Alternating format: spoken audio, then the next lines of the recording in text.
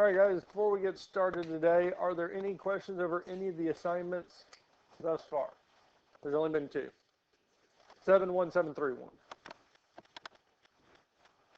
So, if there's no questions, what we're doing today is we are dividing rational expressions. Really, the big difference between dividing and multiplying is very small. Because when we divide two rational expressions, we keep the first one the same, we change it from division to multiplication, and flip the second. So if we look at this first one here, now we could go about factoring the top and bottom first, then keep, change, flip. I think it's easier to just start off with, we keep the first rational expression the same. We change it from division to multiplication, and then flip our second expression. So the x squared minus 11x plus 30 is going to go on top. Our x squared minus 6x is going to go on bottom. So we see a rational expression with division, keep the first one the same, change it from division to multiplication, and flip the second.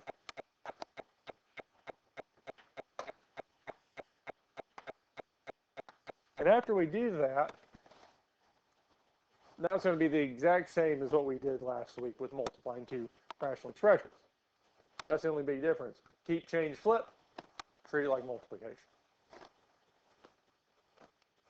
Questions on this so far?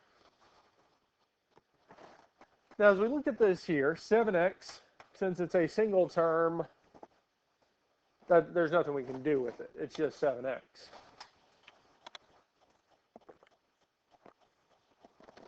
Now, the next thing I'd be looking for is greatest common factors.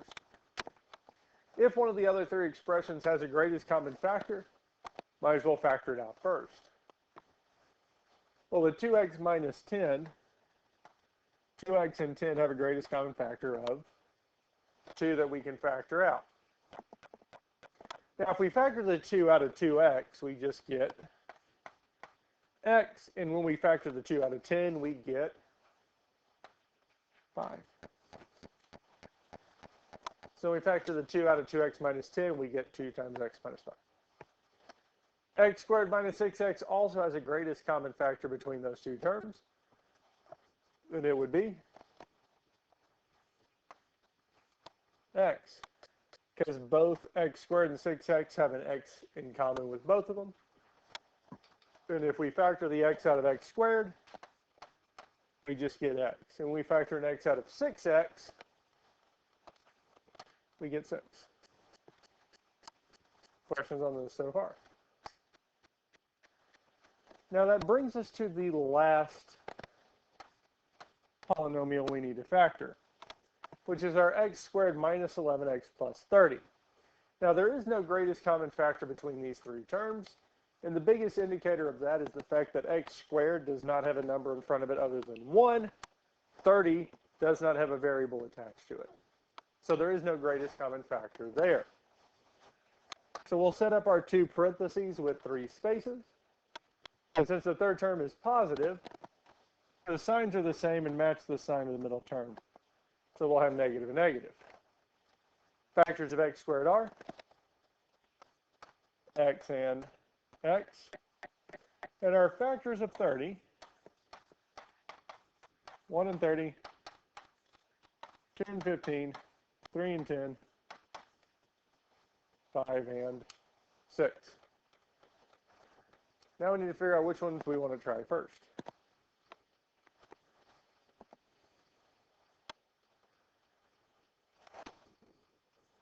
Well, if we want something to simplify, it needs to match up with either x minus 5 or x minus 6 or both.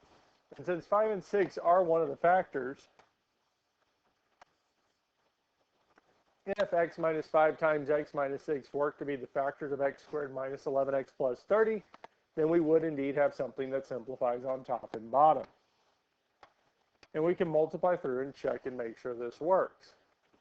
X times negative 6 would be negative 6x. Negative 5 times x would be negative 5x. And negative 6x minus 5x, negative 6 minus 5 would be negative 11x, which is indeed the middle term we wanted, so these are the correct factors.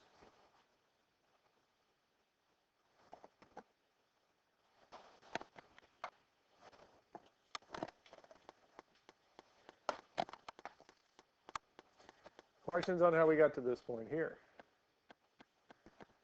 Now, at this point here, we can go on and multiply our numerators with numerators, denominators with denominators, the top of the fraction with the top, bottom with the bottom. So we'll be multiplying 7x times x minus 5 and our x minus 6. On bottom, I'd start off by multiplying our 2 and x, which gives us 2x, times our x minus 5 times the x minus 6. And last but not least, we're going to simplify what's in common on top and bottom. Now our x minus 6 over x minus 6 will reduce to 1. Same with x minus 5 over x minus 5. It will also reduce to 1. And lastly, the x over x will cancel out, leaving us with 7 halves.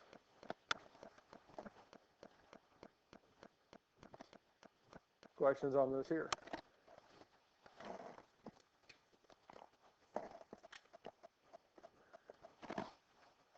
Let's look at the next one.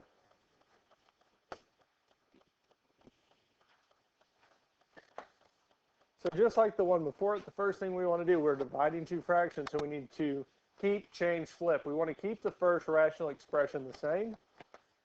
So it's going to stay 11x over 3x minus 9. Now we're going to change it from division to multiplication and flip our second expression. So we'll have x squared minus 8x plus 15 on top.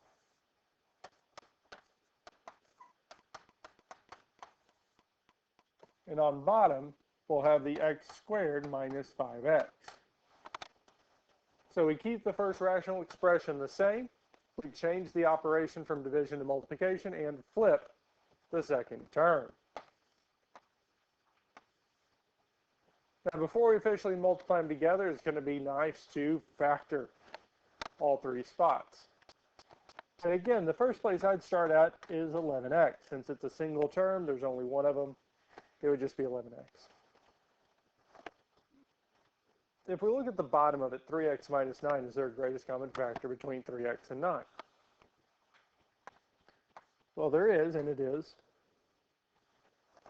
3.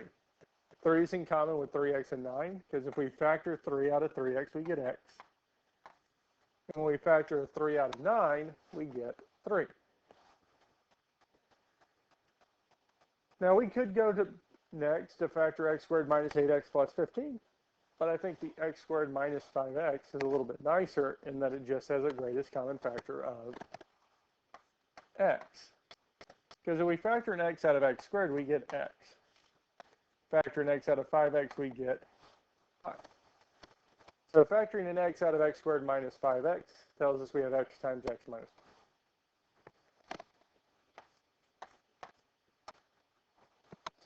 Which brings us to our last one to factor, the x squared minus 8x plus 15. Now there's no greatest common factor between x squared 8x and 15, because 15 doesn't have the variable x squared does not have a number. So now we'll look at the signs. Since our third term is positive, the signs are the same and match the sign of the middle term. So I'm negative and negative. Our factors of x squared are x and x. And our factors of 15 are 1 and 15, 3 and 5. Which one do we want to try first? 3 and 5. Because if 3 and 5 work, well, we'll have an x minus 5 in common on top and bottom. And we'll also have an x minus 3 in common, so those would reduce. And if we check this here, x times negative 5 is indeed negative 5x. Negative 3 times x would be negative 3x. And negative 5x minus 3x, negative 5 minus 3 is indeed negative 8x.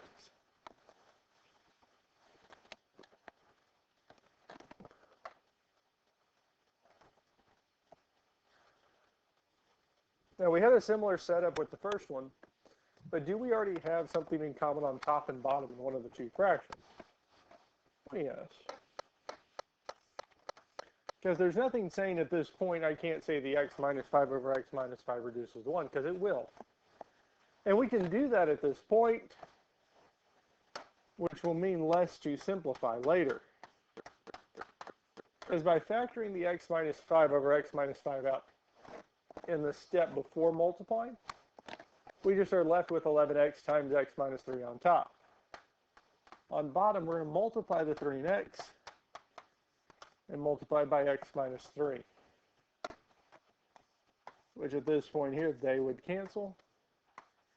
X over x will cancel, telling us that this will simplify all the way down to 11/3. Questions on this here? Now I will say this, it's not always going to work out that division goes down to a number. It just incidentally worked out that these two did. Or well, most likely these three, but I don't think this one will. Questions on any of this so far? Is this any different than multiplication? Not really, just a little bit. Our first main step of keep, change, flip.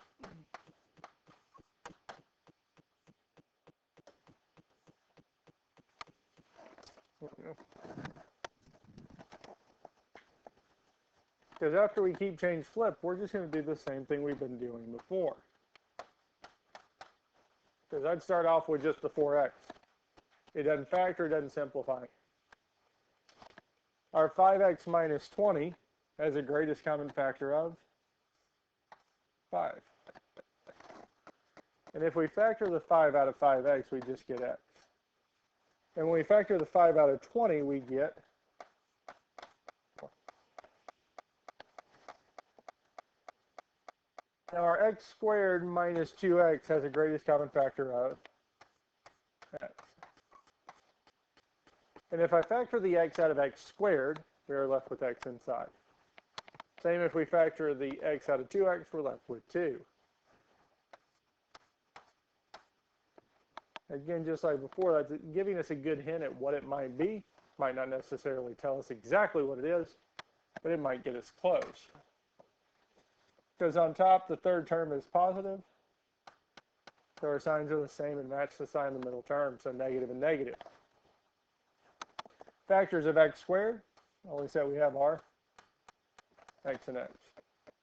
Now our factors of 8 are 1 and 8 or 2 and 4.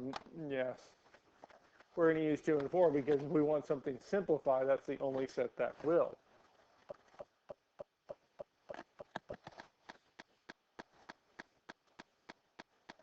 And yes, just like with the last one, we could go x minus 2 over x minus 2, since x minus 2 and x minus 4 are being multiplied on top. X times x minus 2 is being multiplied on bottom. We can simplify the x minus 2's out. Already, we don't have to rewrite them when we multiply everything back out.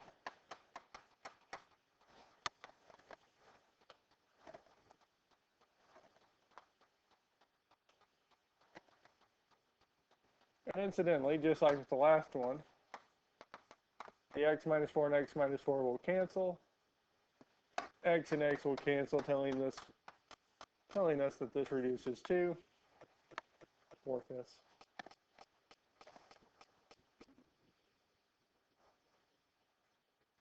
Questions on these here?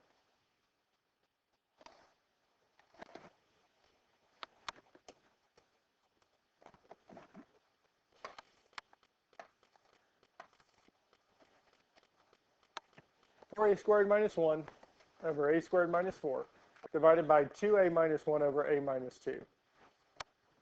Again, when we divide two fractions, we're going to keep the first one the same. We're going to change the second one, or we're going to change it from division to multiplication, flip the second.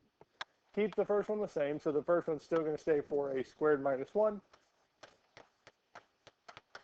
over a squared minus 4. We're going to change the operation from division to multiplication, and then we're going to flip the second expression and have a minus 2 over 2a minus 1.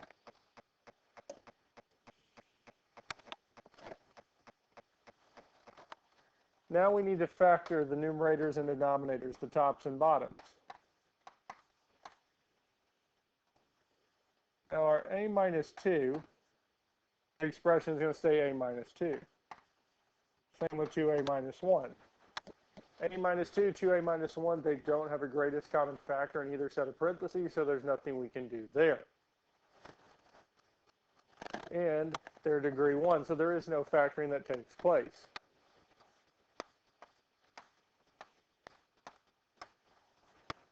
Now, if we look at the top and bottom, 4a squared minus 1, we can look there first.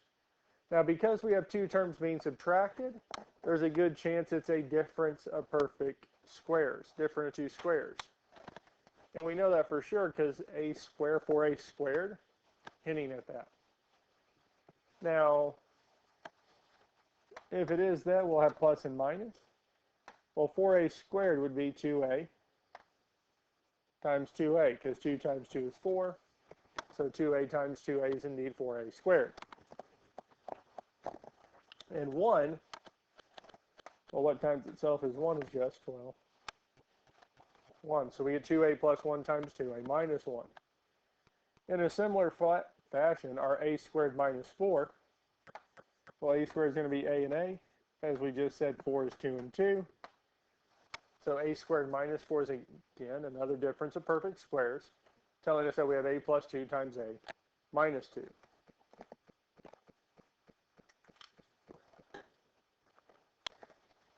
Questions on this here?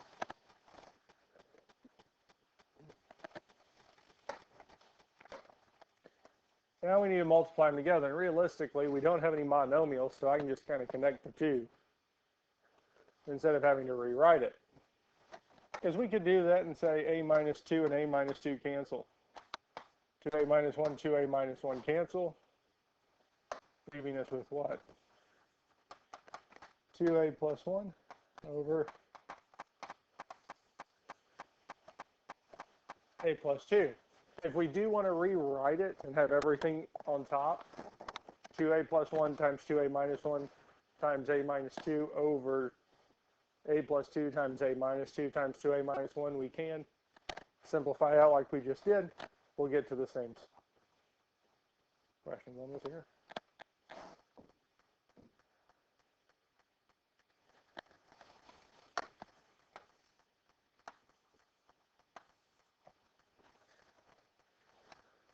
Let's look at this one here. Y squared minus 9 over y squared divided by y to the 5th over plus 3y to the 4th over y plus 2. Keep, change, flip. I want to keep the first one the same. Y squared minus 9 over y squared. Change it from division to multiplication and flip the second. So y plus 2 goes on top. Y to the 5th plus 3, y to the 4th goes on bottom.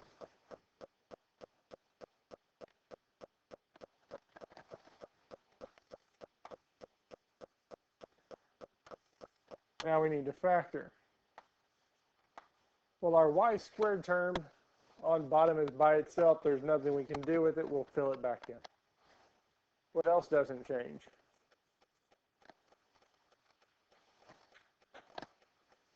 Well, y plus 2. Y and 2 don't have a greatest common factor. The degree is 1. That's as simplified as it gets. Y squared minus 9, no greatest common factor. And since we don't have a middle term, there's a good chance it's a difference of perfect squares, as long as both terms are perfect squares. Well, y squared would be y and y. And 9 is indeed a perfect square. It is 4 and 3.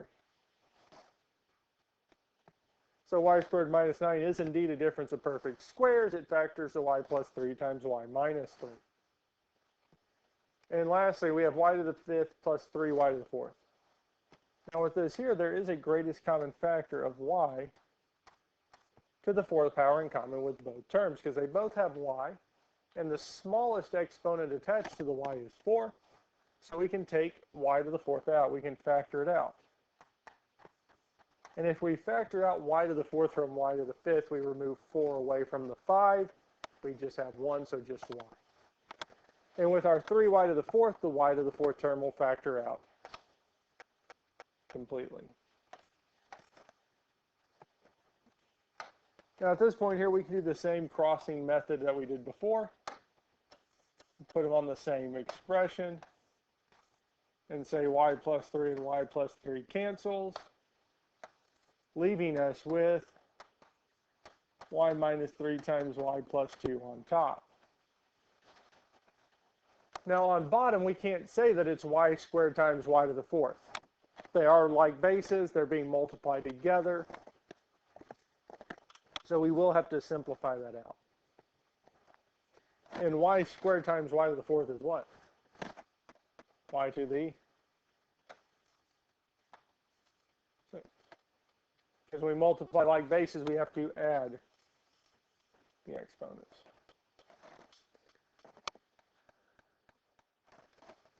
Questions on this here?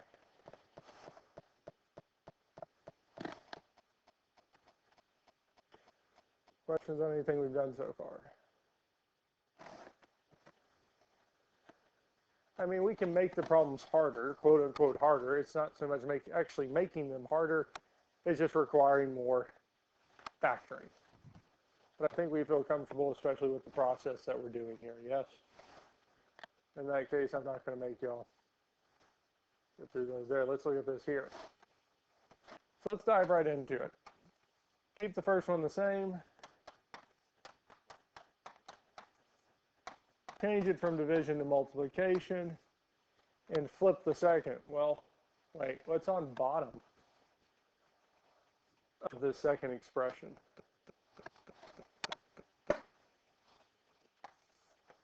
What is the number on bottom? It would be 1. Since the number is not written, there is no denominator written, it's understood to be 1. Which means when we flip it, that 1's going to go to the top. And the 3x squared plus 5x is going to go on bottom. So if there's not a denominator written, it's understood to be 1. And we flip it and move it to the top. So by flipping it, we get 1 over 3x squared plus 5x. Well, 3x squared plus 5x does have a greatest common factor of what? X. And if I factor that x out of 3x squared, we're left with 3x. Plus, when I factor the x out of 5x, we just have 5.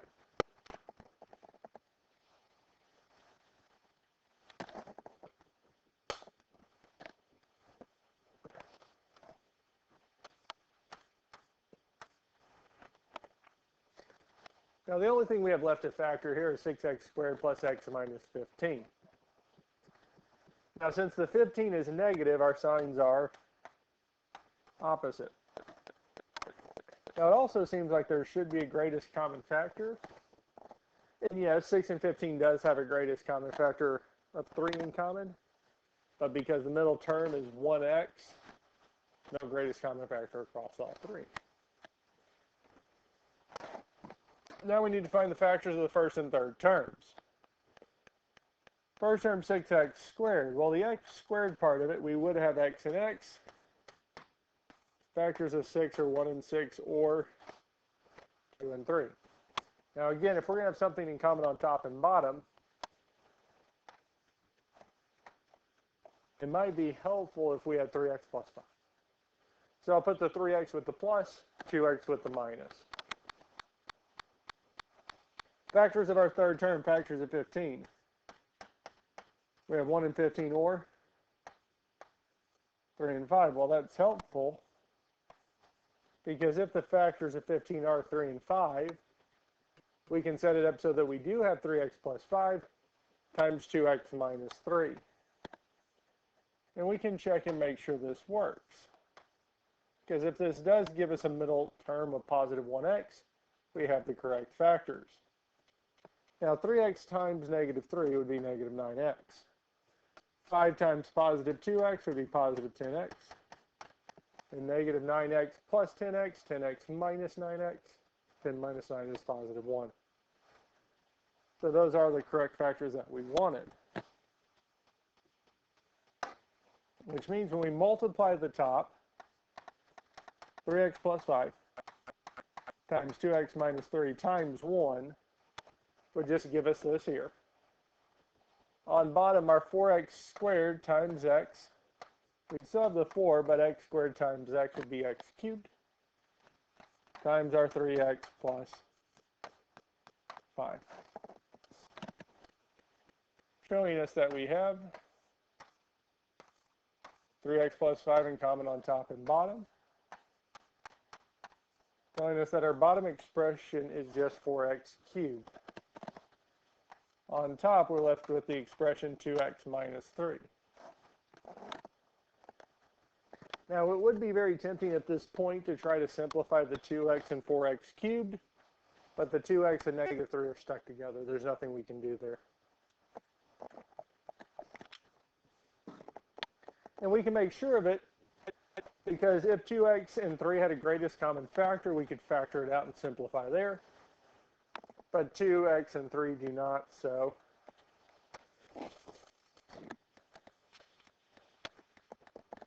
this is as far as it goes. Questions on this here?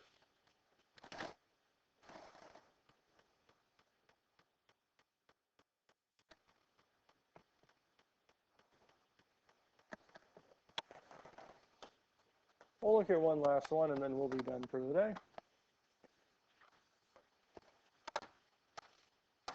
So keep, change, flip.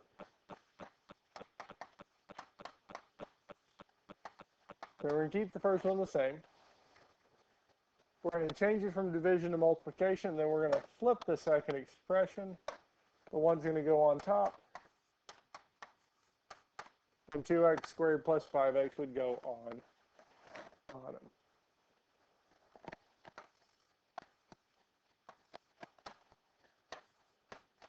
Now our 1 and 6x are as simplified as they get. They're monomial terms, one term, so there's not anything we can do with it. 2x squared plus 5x has the greatest common factor of x, which gives us 2x plus 5.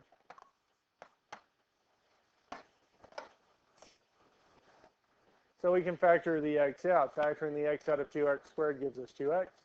Factoring the x out of 5x gives us just 5. Lastly, we need to factor 2x cubed plus 3x squared minus 5. Since the third term is positive, or sorry, the third term is negative, our signs are opposite, plus and minus.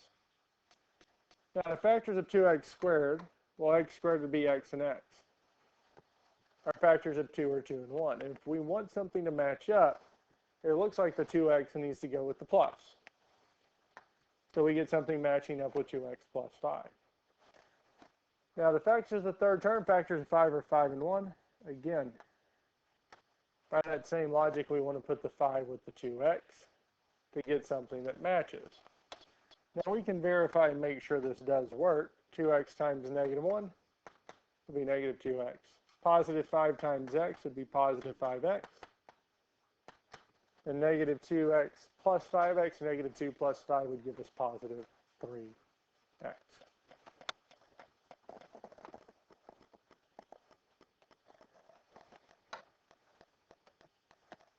Which means we can multiply these together. And on top, we're just going to get 2x plus 5 times x minus 1. On bottom, we're going to have to multiply the x and 6x, which would just give us 6x squared times 2x plus 5. And just like before, we simplify our like terms on top and bottom, which for us is 2x plus 5, telling us that the final answer is x minus 1 over 6x squared. Questions on this here?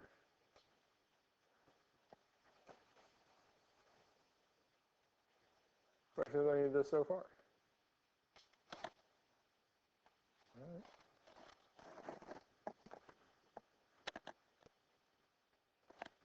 That's it.